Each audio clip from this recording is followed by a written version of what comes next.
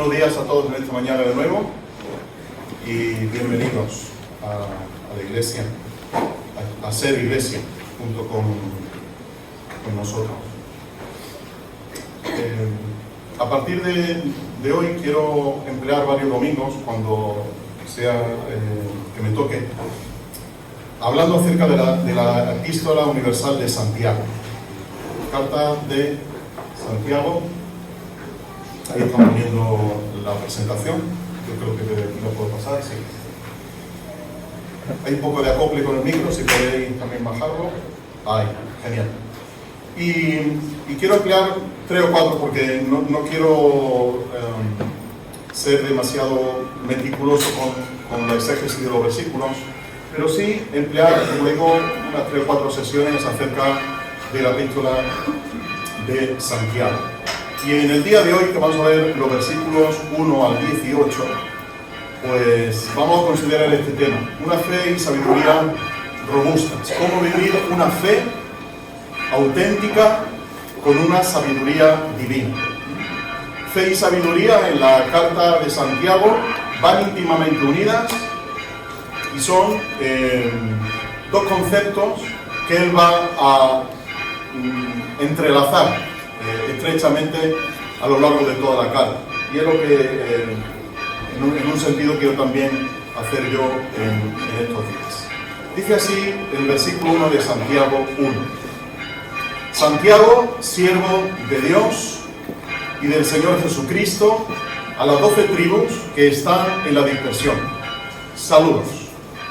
Hermanos míos, tened por sumo gozo cuando os halléis en diversas pruebas, sabiendo que la prueba de vuestra fe produce paciencia, mas tenga la paciencia su obra completa, para que seáis perfectos y cabales, sin que os falte cosa alguna.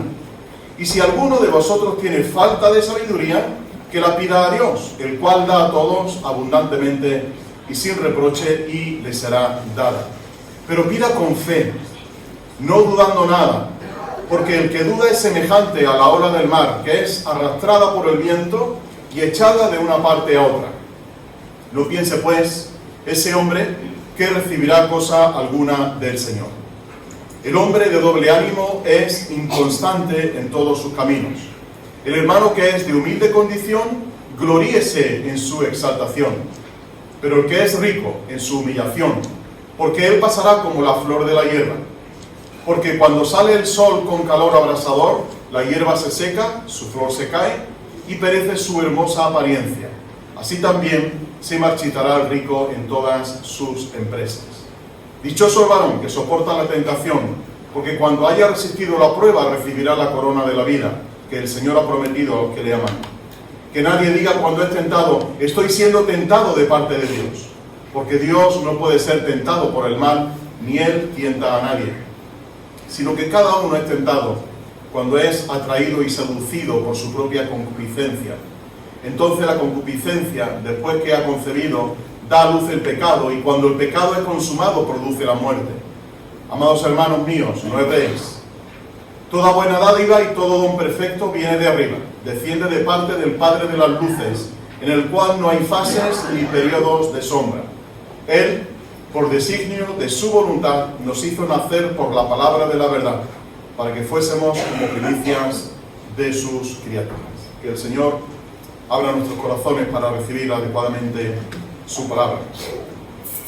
Tengo aquí algunos objetos, no son las arras de casados ni nada de eso, pero son unos objetos que sirven para estimular los procesos cognitivos de los niños, y yo diría también de los adultos, ¿no?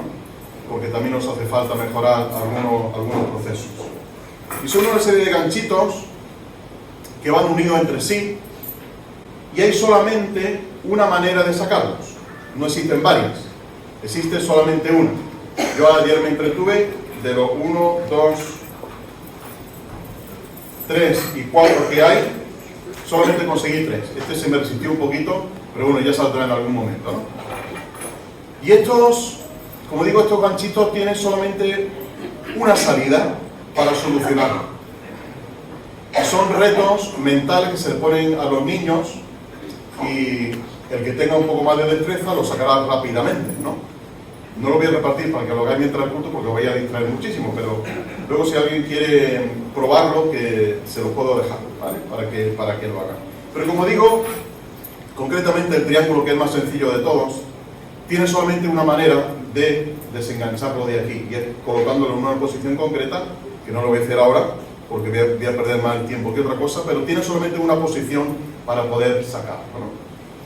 Y esta prueba, que se le pone a los niños para que estimulen sus destrezas, tiene solamente una salida. Nosotros, como hemos cantado en esta última canción, que agradezco a Eva el esfuerzo de haber puesto ahí la nota tan complicada para hacerlo, las pruebas que nosotros enfrentamos van a tener una salida. Y esa salida, como hemos leído aquí en la carta de Santiago, es la que el Señor provee, y tal y como dice también Pablo, escribiendo a los Corintios en el capítulo 10, versículo 13, les dice: no hay prueba que os haya sobrevenido que no sea humana. Pero tenéis que saber que juntamente con la prueba el Señor dará la salida, para que seáis probados. Así que todos tenemos pruebas en nuestra vida que tenemos que encontrar la salida, porque está ahí, se encuentra la salida. Yo al principio, cuando me dieron esto, yo decía, esto es imposible, no se puede sacar. Pero alguien me enseñó cómo hacerlo para poder sacarlo adecuadamente. Y en nuestras pruebas y en nuestras dificultades, el Señor nos enseña a encontrar también la salida oportuna para nuestras pruebas. Una pequeña introducción de la carta de Santiago. Muévelo un poquito, Loida, porque se ve completo. Jacobo, que es el nombre de Santiago, ya sabéis que Santiago está compuesto de dos palabras en latín, San y Jacob, y de ahí Santiago, y al final se quedó en Santiago, ¿no? Pero Santiago viene de San Jacobo, y Jacobo es el hermano del Señor Jesús, y fue un hombre que jugó un papel importante, como sabéis, por Hechos capítulo 15, en la iglesia en Jerusalén. Este escrito que tenemos delante es uno de los primeros escritos que se produjeron sobre el Nuevo Testamento. Es decir, no fue Mateo, después no fue Marcos, no es el orden cronológico que tenemos en nuestra Biblia, pero sí fue la epístola de Santiago, una de las primeras que se escribió alrededor del año, como tenéis ahí, el año 45, el año 46 aproximadamente. Por lo tanto, como digo, fue uno de esos primeros escritos.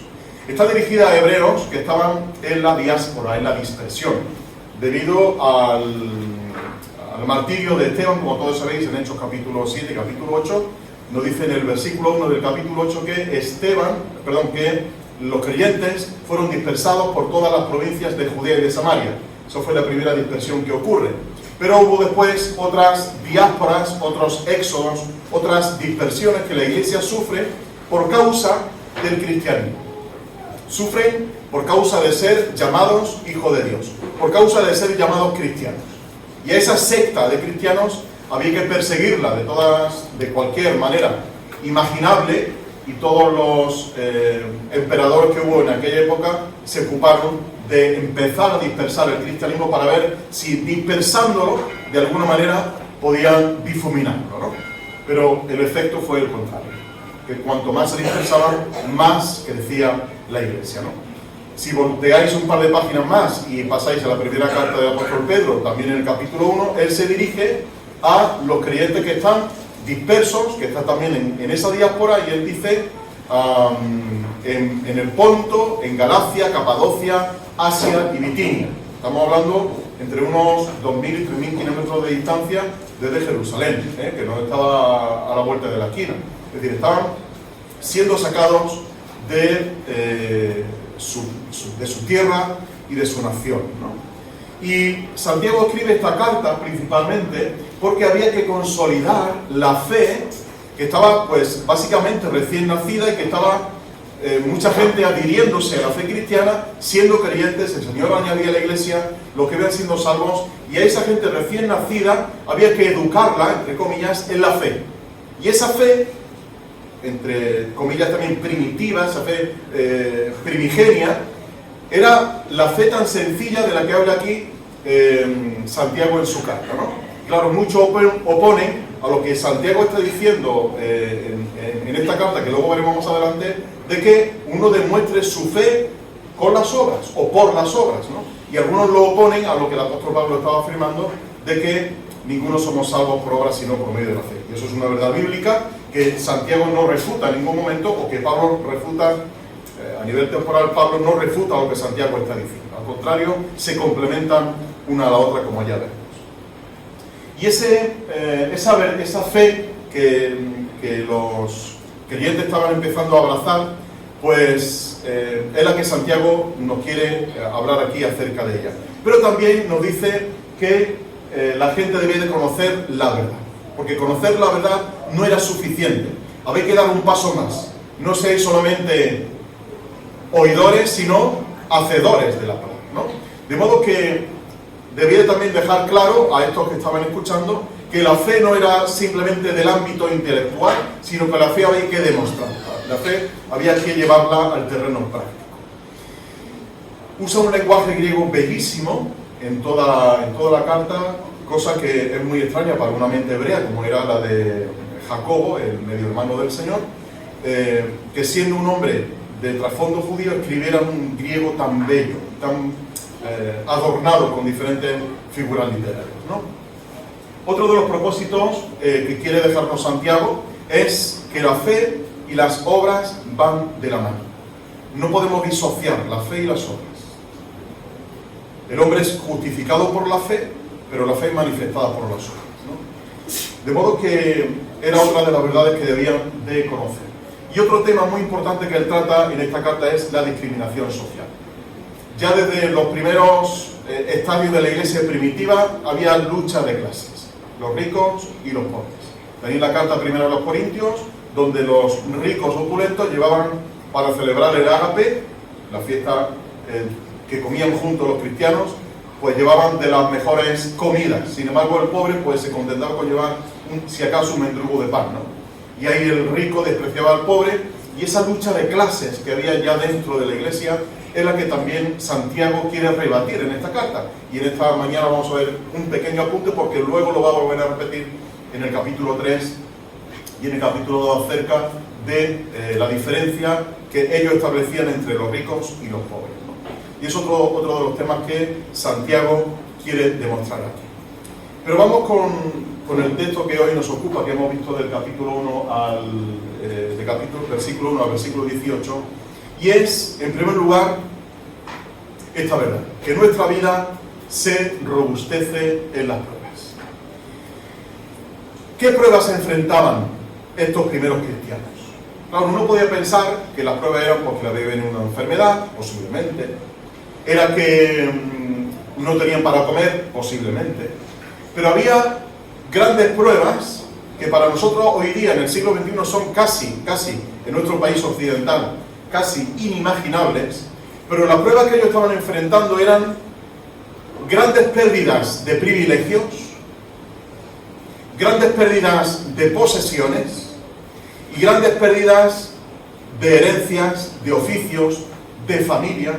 Algunos eran expulsados de la familia, renegaban de ellos y decían que por ser cristianos, y nosotros pues siendo de otra religión, pues no queremos a este hijo. Y lo expulsaban de la casa, lo expulsaban de la familia, lo desheredaban. Y tienen que marcharse a otro lugar. Y tienen que ser acogidos por otras personas. Y en este caso, estos hermanos hebreos cristianos que estaban por la dispersión, porque lo dice en el versículo 1, que eran las 12 tribus que están en la dispersión, y hemos visto Asia, Ponto, Galacia, Bitinia, etc., pues a estos hebreos cristianos se les perseguía desde el ámbito religioso, pero también desde el ámbito social y político. Y enfrentaban, como digo, todo este tipo de pruebas, de ser expulsados de las sinagogas, de ser expulsados de sus ciudades, de ser expulsados de sus familias, de sus casas, y quedarse absolutamente sin nada.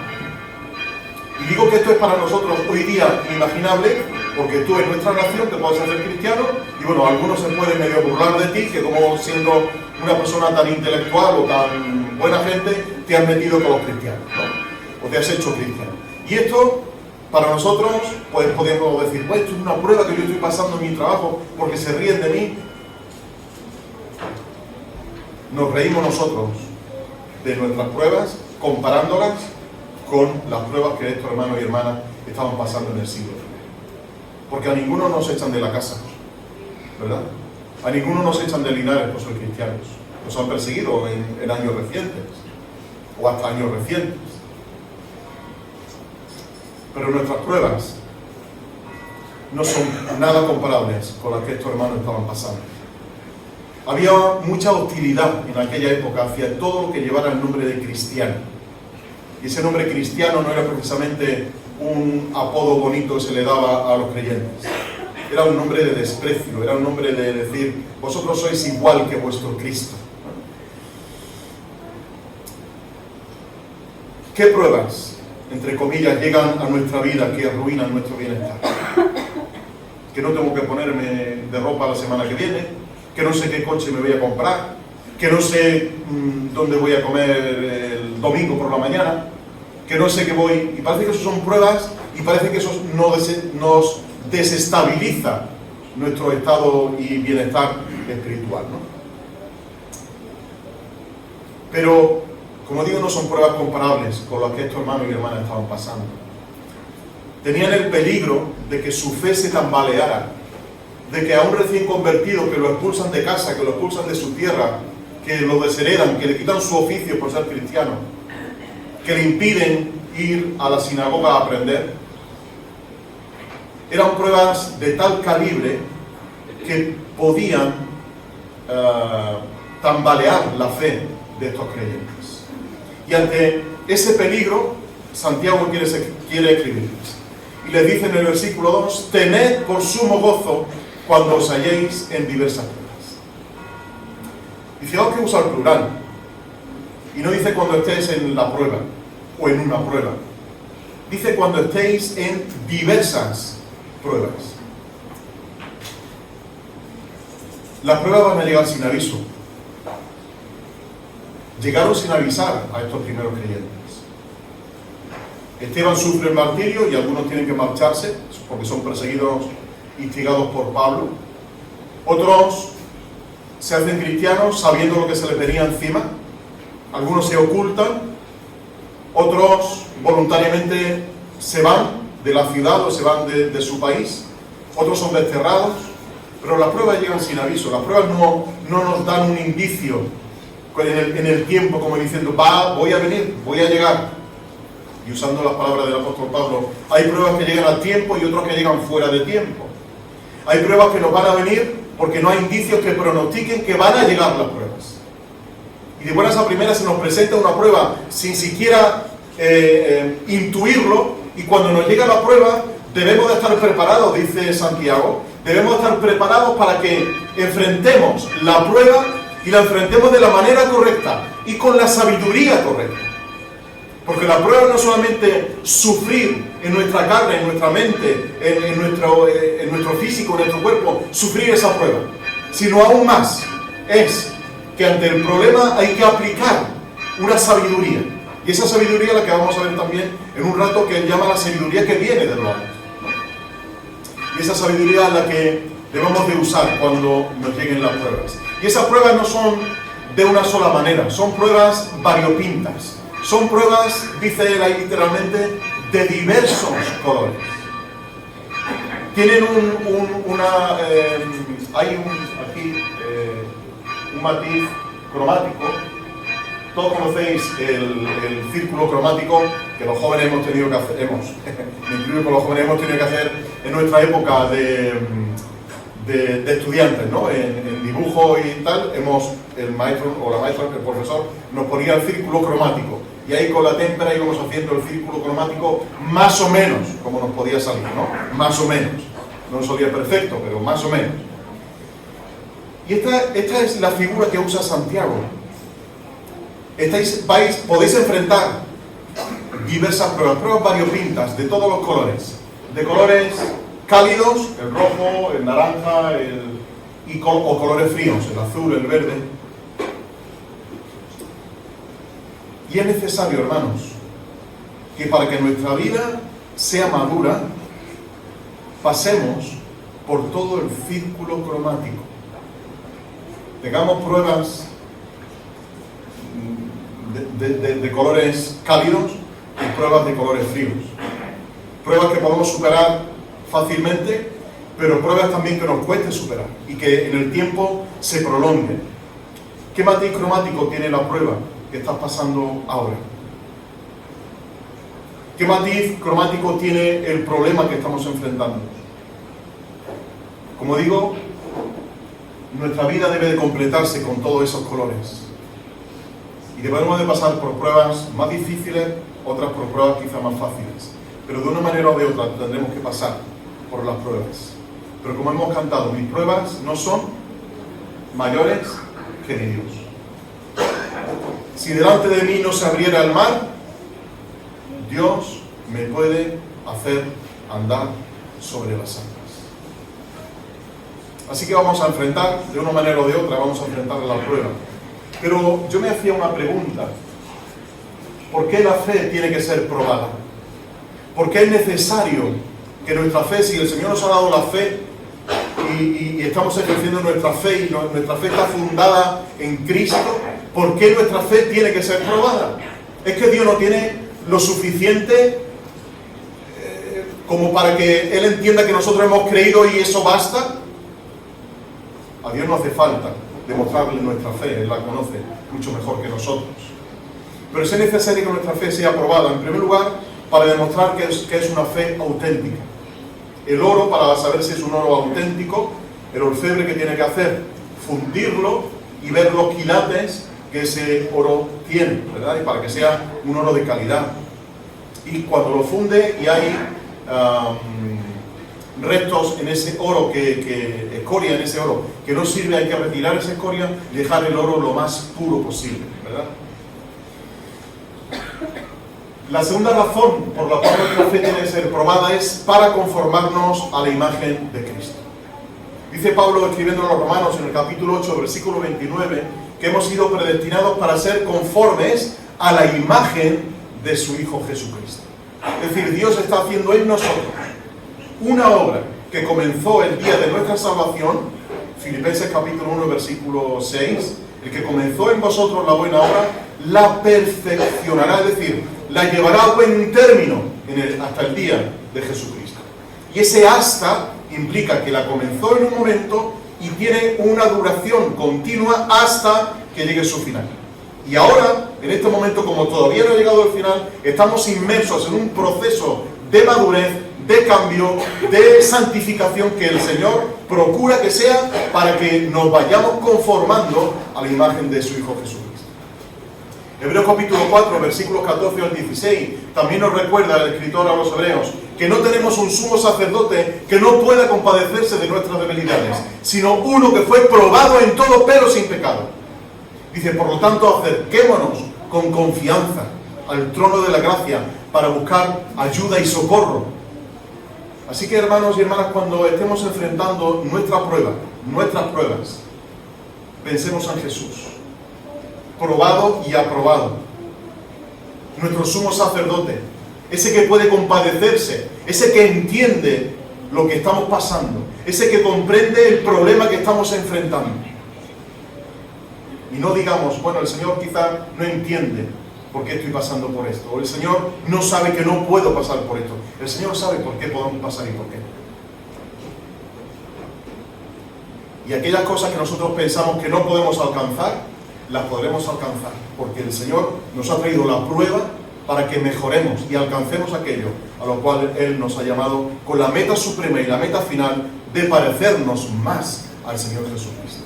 Y eso requiere un proceso de cambio. Y es un proceso natural de crecimiento. Igual que nosotros crecemos, igual que un niño empieza a andar, después llega a la adolescencia, ese periodo donde la palabra adolescencia significa el periodo de tiempo que duele, viene de ahí concretamente, y es una época de dolor porque hay muchos cambios hormonales en el cuerpo del joven y hay cambios mentales. Y cuando teníamos hijos con 5 o 6 años, los papás y la mamá éramos Superman y Superwoman, pero cuando llegamos a la adolescencia somos el Chavo del 8, ¿no? No somos cualquier otro personaje de dibujos animados, porque ha cambiado el adolescente, ha cambiado la percepción que tenía de los padres, ¿no? Luego llegará un poco más adelante, ya cuando es un poco más maduro, que vuelven a valorar a los padres, ¿no? Pero cuando el padre lo sabía todo con 5 o 6 años, en la adolescencia está garantizado a los que tenemos hijos adolescentes y a los que los esperáis para el futuro. Los padres cambiamos de estatus en la mente del niño, ¿no? Pero es un proceso normal, es un proceso que ellos están cambiando, no nosotros. Ellos son los que cambian y ellos son los que deben de conformar su mente. Pero el adolescente no se queda ahí. El adolescente da un paso más y llega a una edad en que empieza a madurar, ¿verdad? Y empezamos a tener las cosas ya más claras en la vida. Luego, en medio del adolescente y el adulto, hay una tribu urbana que se llama los adultescentes. Y perdóname la expresión, pero son tíos con 40 años que todavía se pasan horas y horas jugando a la PlayStation, ¿no? Son adultescentes, gente adulta, pero con mente de adolescente, ¿no? Y de eso, desgraciadamente, en nuestras sociedades hay cada día más, adultescentes, gente que no tiene las cosas claras, ya estoy hablando de 35, 40 años, ¿no? De que no tienen las cosas claras, de que titubean con esto, titubean con lo otro, no tienen un trabajo estable, se pierden, están entretenidos con cosas de adolescentes, y esto es una calamidad para nuestra sociedad, ¿no? Pero como digo, el crecimiento, al ser un proceso natural y al pasar por diferentes estadios, asimismo la fe crece. Y la fe de niño pasa a ser después, con el paso del tiempo, una fe de adolescente y finalmente, con las pruebas, se va conformando a una fe madura. Porque la fe se mantiene creciendo siempre. Y otro propósito que tiene la fe es hacernos dignos de confianza. Dice el versículo 19 del capítulo 1 que hemos leído: por esto, mis amados hermanos, todo hombre sea pronto... perdón, este no es el versículo que yo estaba mencionando.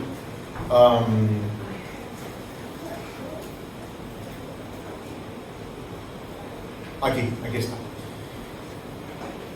Dice exactamente, que cuando uno es tentado, cuando uno es probado, la prueba sirve precisamente para que seamos aprobados, ¿no? Versículo 12. Dichoso varón que soporta la tentación, porque cuando haya resistido la prueba, recibirá la corona de la vida. Y esa palabra resistido tiene que ver precisamente con ser una persona aprobada, ¿no?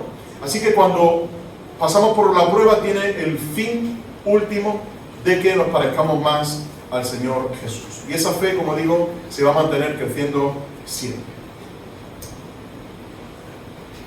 La fe busca sabiduría. La fe busca que podamos enfrentar las pruebas de manera adecuada. Mirad este concepto que no está completo ahí, si alguien me puede ayudar con el ordenador. Cada prueba que llega a nuestra vida debe llegar a término para producir el efecto deseado por Dios, que es alcanzar la estatura de Cristo. Y si el propósito final, tal y como acabamos de ver, se cumple, que es alcanzar la estatura de Cristo, la prueba va a llegar hasta su término. Y cuando llegue a su término, será el momento en el que Dios considere que hemos aprobado esa prueba. Y cuando la hemos aprobado, quizás tengamos un tiempo de descanso para que llegue la siguiente. Pero ya hemos madurado en un aspecto. De modo que las pruebas tienen ese efecto madurativo en nuestra vida cristiana. Y como digo, la fe busca sabiduría. Hemos de enfrentar las pruebas de manera adecuada, y eso requiere tener las ideas claras. La idea clara de lo que es la prueba misma y de los propósitos que tiene esa prueba, ¿no? Porque no podemos enfrentar la prueba sin saber para qué está. Y hemos de buscar los porqués y los paraqués de las pruebas. Los porqués y los paraqués. Para un hebreo, la sabiduría no era lo mismo que para un griego. Tú hablabas con un griego y le preguntabas qué era para ellos la sofía, la sabiduría, y ellos entendían que era pues una cantidad de conocimientos que uno albergaba en su mente y que podías desarrollar de manera filosófica y que podías expresarlos de manera magistral delante de la gente. Eso era para un griego. Pero para un hebreo, la sabiduría tiene que ver con algo práctico. La sabiduría, en resumidas cuentas, y tomando todos los términos que aparecen en el Antiguo Testamento, consiste en buscar las mejores metas, usando los mejores medios y utilizando el mejor tiempo posible. Es decir, que para un hebreo la sabiduría consiste en marcarse una meta. Y para conseguir esa meta, voy a buscar los mejores medios. Y lo voy a conseguir en el mejor tiempo posible. Fijaos lo práctico para un hebreo que era la sabiduría, y es el concepto bíblico que nos aparece aquí. Por lo tanto, la sabiduría tiene que ver también con el modo en cómo enfrentamos las pruebas. Las pruebas no van a venir sí o sí, no podemos renunciar a este pensamiento, van a venir en un momento inesperado, pero hemos de ser lo suficientemente sabios como para ver cómo la voy a enfrentar y trazar un plan para enfrentar esa prueba. Y ese plan se construye por medio de la sabiduría bíblica. Y esa sabiduría, nos dice aquí Santiago, puede ser que alguno no la tenga, y lo dice ahí en los primeros versículos, ¿no? Versículo 5. Si alguno de vosotros tiene falta de sabiduría, es decir, aquí usa un término contable, que se usaba mucho en aquella época, que significa quedarse corto, no alcanzar, ¿no? Cuando vas a comprar algo al supermercado y cuesta más del dinero que tú llevas, dices, me he quedado corto, no llego y por lo tanto no puedo comprarlo. Por hoy día con los móviles y las tarjetas, compra lo que haga falta, ¿no? Pero imagínate que llevas dinero contante y sonante en el bolsillo y no te alcanza para comprar algo. Ese es el término que usa aquí Santiago. Si alguno tiene falta de sabiduría. Fijaos el contraste que hace entre el versículo 4 y el versículo 5. Ha dicho en el versículo 4, tenga la paciencia su obra completa para que seáis perfectos y cabales, sin que os falte cosa alguna.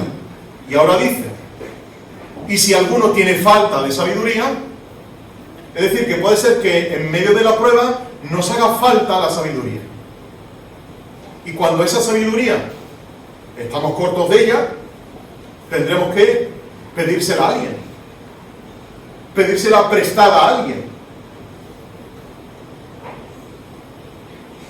Y dice Santiago,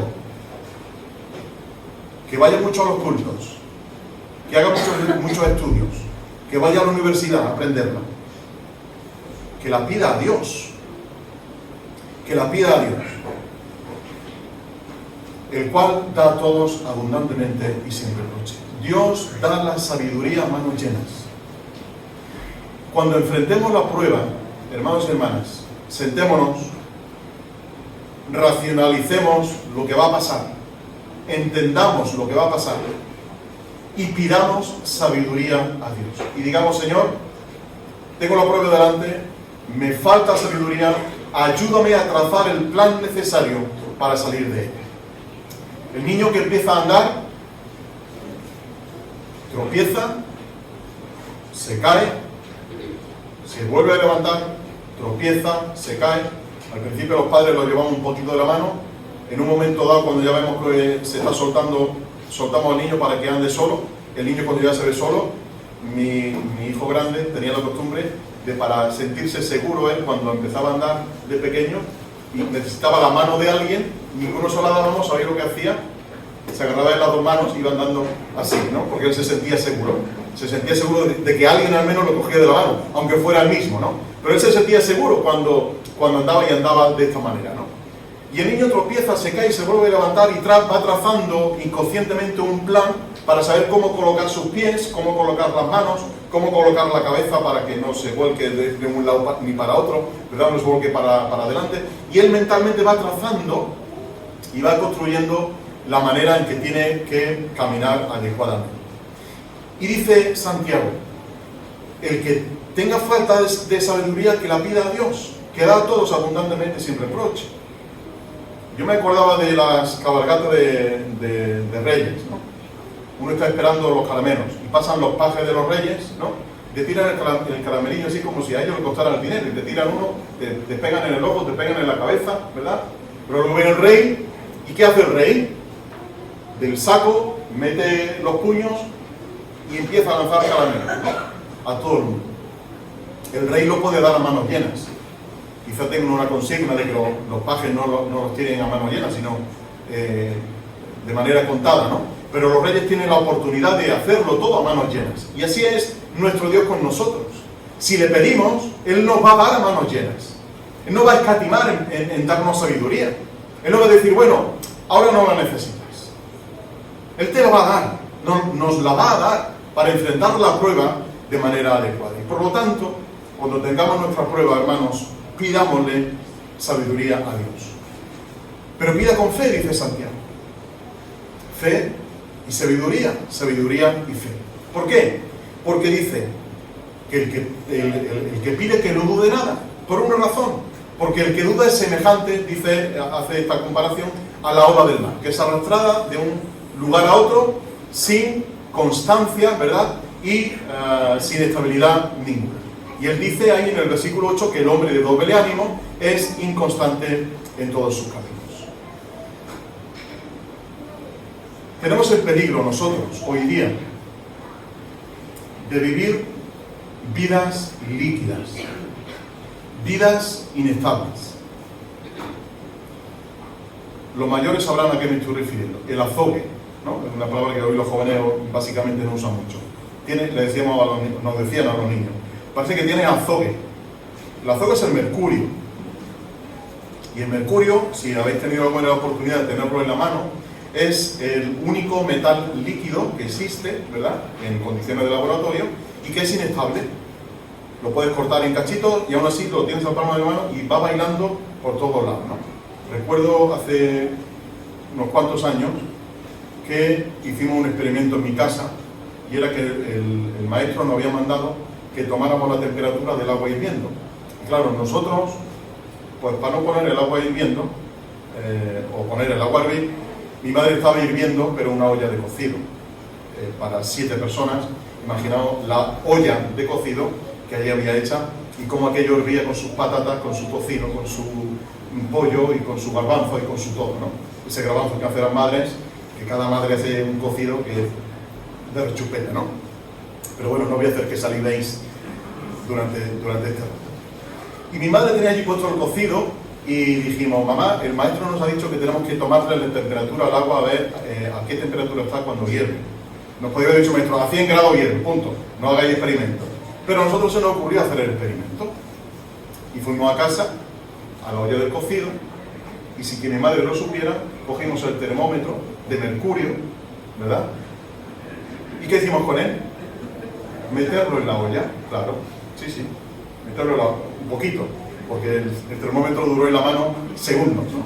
Porque aquello, como mucho, te llegaba a 37, 38 grados. Ese día no pudimos comer cocido, como es normal, ¿no? A pesar de que uno quisiera sacar la bolita de mercurio, aquello era veneno, ¿no? Al final, huevo frito y patata que también estaban muy ricos.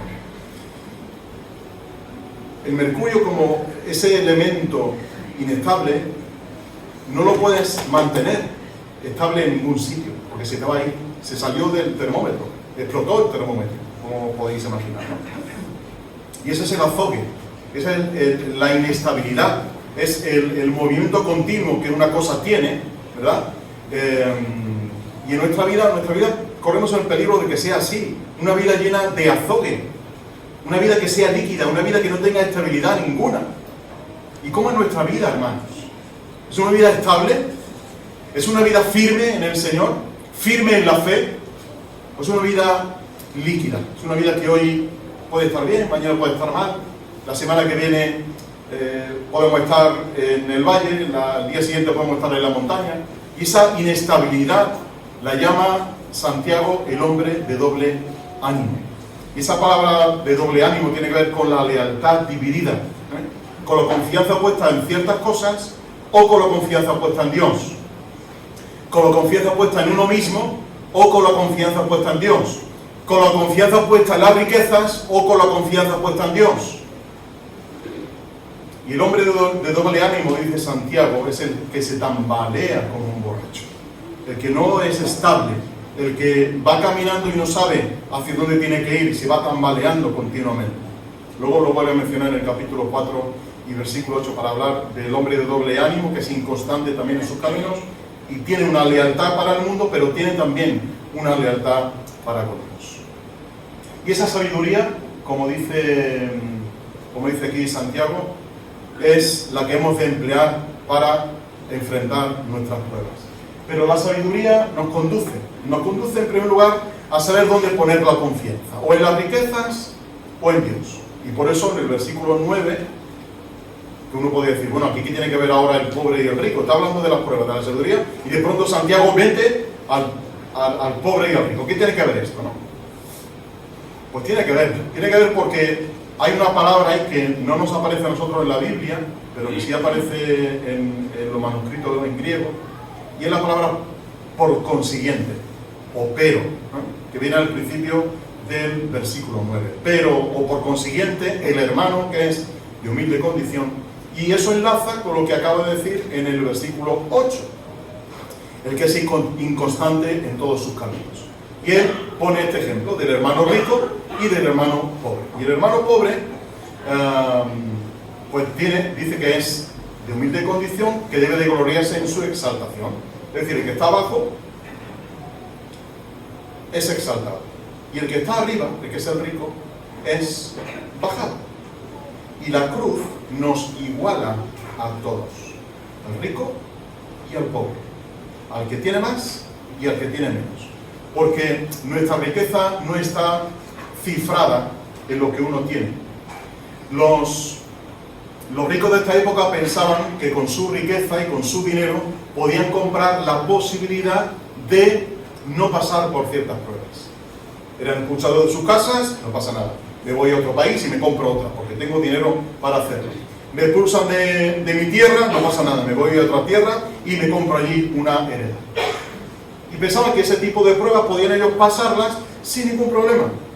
Y el rico, por lo tanto, se exaltaba en lo que él tenía, en donde había puesto su confianza. Raíz de todos los males es el amor al dinero, dice el apóstol Pablo. Por lo tanto, había ricos que pensaban que ellos podían comprar la posibilidad de no pasar por la prueba. ¿Y el pobre qué hacía? El pobre tenía que aguantarse, porque no tenía dinero para comprar. No tenía dinero posible para salir de la prueba. Pero dice Santiago, el que es de humilde condición, que se gloríe en su exaltación, y el que es rico en su humillación. Y la cruz igualaba a los dos, porque la confianza, nos viene a demostrar aquí Santiago, no había que depositarla en lo que uno tenía, lo que uno podía tener, sino tener la confianza en el Señor. Y esa falsa seguridad que crean las riquezas, esa falsa estabilidad que te dan las riquezas, al final, dice aquí Santiago, él pasará como la flor de la hierba. Porque la hierba, o la flor de la hierba, crece y viene un viento solano de estos abrasadores del desierto y te machaca toda la plantación, ¿no? Así que, así dice el versículo 11, así el rico se marchitará en todas sus empresas. De modo que la prueba para el rico y para el pobre son la misma. Todos van a pasar por la prueba. Y el rico no confíe en que con su dinero la puede pasar más airoso que el pobre que no puede enfrentar. Y por lo tanto debemos de soportar la prueba, dice después en el versículo 12, soportar la prueba con resistencia. Y nos enseña después, de los versículos 13 al 15, a rechazar la tentación. Y aquí me quiero parar también otro poquito. ¿Podéis darle ahí, por favor? La tentación que degenera. La tentación, tal y como nos demuestra aquí Santiago, y esto va a ser ya casi lo último que os quiero comentar. La tentación que degenera pasa por una serie de fases, y la demuestra aquí Santiago. Y nos dice, hay una primera fase que es la de la atracción y la seducción. Es decir, el pecado presenta su atractivo, presenta su cebo. Entonces parece algo tan bonito, algo tan ideal, que uno lo recibe, lo desea y empieza a enamorarse de eso, ¿no? Hay atracción y hay seducción. La segunda fase, dice Santiago, es la de la concepción. Me he enamorado del pecado, estoy saliendo con el pecado y llega el momento en que me uno al pecado. Y cuando uno se une al pecado, hay una unión íntima con ella. ¿Qué ocurre? Que el pecado y nosotros quedamos embarazados. Y hay un tiempo de espera, igual que en el embarazo hay un tiempo de espera mientras se va creciendo dentro, mientras se va fraguando dentro, ¿no? Y finalmente dice Santiago, versículo 15, y cuando el pecado es consumado, produce la muerte. Llega el momento del alumbramiento, llega el momento de dar a luz. Y cuando uno ha sido seducido por el pecado, ha caído en el pecado, en la tentación, ha consumado con el pecado, que no espere el tal o la tal, que no espere que va a venir una bendición. Va a dar luz, dice, muerte. La paga del pecado es la muerte. No pensemos que el pecado nos va a traer beneficios, de ninguna de las maneras. La paga del pecado es muerte. Decía C.S. Lewis que Satanás es un carnicero, que no viene a darnos cosas bonitas, que viene a por nuestra vida, que viene a por nuestra alma y viene a consumirla completamente. Y esa es la obra de Satanás. No pensemos que Satanás, claro, seduce con el pecado, atrae, parece todo tan bonito, todo tan real, todo tan encantador, tan atractivo que uno cae.